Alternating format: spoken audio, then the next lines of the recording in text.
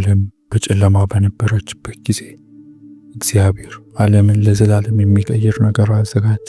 በቤተ ክርስቲያን ውስጥ አይደለም፣ በነገስታት መካከል አይደለም፣ ነገር ግን በሰማይ በተመረጠች ትሁትና ወጣት ሴት በኩል።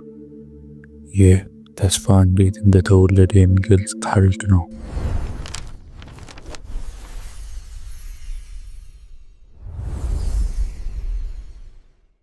በናዝሬት ማርያም የተባለች ወጣት ሴት ትኖር ነበር። ትሁት፣ ጸሎተኛ እና ለእግዚአብሔር ያደረች ነበረች። ከወጣትነቷ ጀምሮ ልቦናና ነፍሷ እየጠበቀው በንጽህና ትመላለስ ነበር። በአጋጣሚ ያልተመረጠች፣ በእግዚአብሔር የተዘጋጀች ነበረች።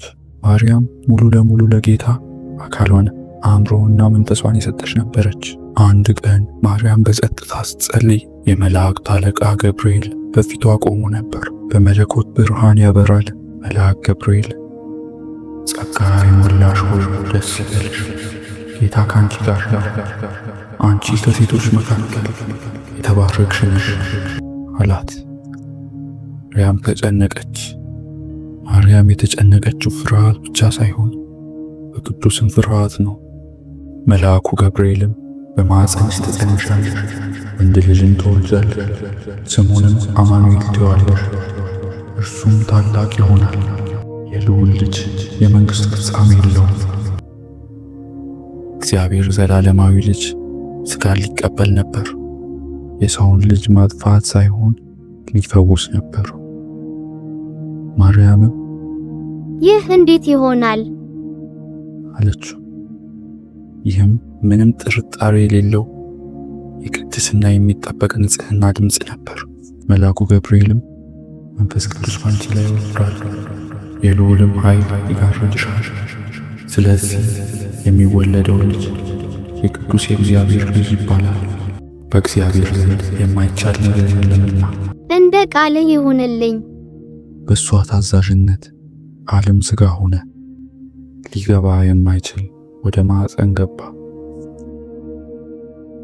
ጻድቅ ሰው የነበረው የማርያም ጠባቂ ዮሴፍ ማርያም እንደጸነሰች ሲያውቅ ተጨነቀ።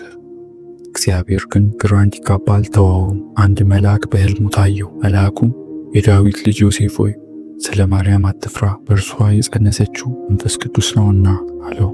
በዚያም ቀን የናዝሬት ከተማ ቄሳር የሚከተለውን አዋጅ አውጥተዋል። ዓለም ሁሉ መመዝገብ አለበት። እያንዳንዱ ሰው ወደ ቀድሞ የአያቶቹ ከተማ እንዲመለስ የሮም አስተዳደር ብላ የጠራችው እግዚአብሔር እንደ ትንቢት ፍጻሜ ተጠቀመቦታል። ማርያም እና ዮሴፍ ወደ ቤተልሔም መጓዝ ጀመሩ። መንገዱ ረጅም ነበር። ሌሊቱ ቀዝቃዛ ነበር። ዓለምም አዳኟን እየቀረበ መሆኑን አላወቀችም ነበር። ማርያም በጸጥታ ተጓዘች። እጇን በማኅፀኗ ላይ ተዘርግቷል። ዮሴፍም ከጎኗ ነበር። ንቁ፣ ታማኝ፣ ዝምተኛ። የተጓዙት በምርጫ ሳይሆን በትእዛዝ ነው። የሕፃኑ ክብደትና ጥሪው ተሰማት። ያም ሆኖ ማርያም አልፈራች። የመልአኩን ቃል አስታወሰች። እናም የእግዚአብሔር ቃል ኪዳን አመነች። በመጨረሻም ቤተልሔም ደረሱ። ከተማዋ በተጓዦች ተሞልታ ነበር። መንገዶች ተዘጉ፣ በሮችም ተዘጉ። ለሰማይ ንጉሥ የሚሆን ቦታ አልተዘጋጀም። በእንስሳት ትንፋሽ የሞቀ የከብቶች በረት ውስጥ ገቡ። በዚህም ትሁት ቦታ ማርያም ጌታን በከብቶች በረት ውስጥ ወለደችው። ቤተ መንግሥት አልነበረም፣ አክሊልም አልነበረም።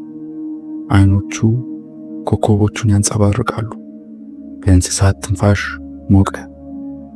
ሕፃኑንም በጨርቅ ጠቅልላ በግርግም አስተኛቸው። እርሱ ኢየሱስ ክርስቶስ እውነተኛ አምላክ፣ እውነተኛ ሰው ነበር። መላእክቶች የሌሊቱን ሰማይ ሞሉት። እረኞች በአድናቆት መጡ። ፍጥረት ፈጣሪዋን አወቀች። በሌሊት ሰማይ ላይ ኮከቦች ታዩ። ተራ ኮከብ አልነበሩ።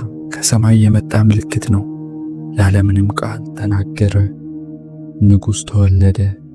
ሰብአ ሰገል ረጅም ጉዞ ጀመሩ። በእምነትና በብርሃን ብቻ የተመራው ምድር ተራሮቹን አቋረጡ። ቤተልሔምም ደርሰው ስጦታቸውን አቀረቡ። የመጀመሪያው ስጦታ ወርቅ ነበር። ሁለተኛው ስጦታ ዕጣን፣ የመጨረሻው ከርቤ ነበር። የብዙ ኪሎ ሜትር ጉዞ ብቻ አልነበረም። ትህትና ጉዞ፣ የታዛዥነት ጉዞ፣ የፍቅር ጉዞ።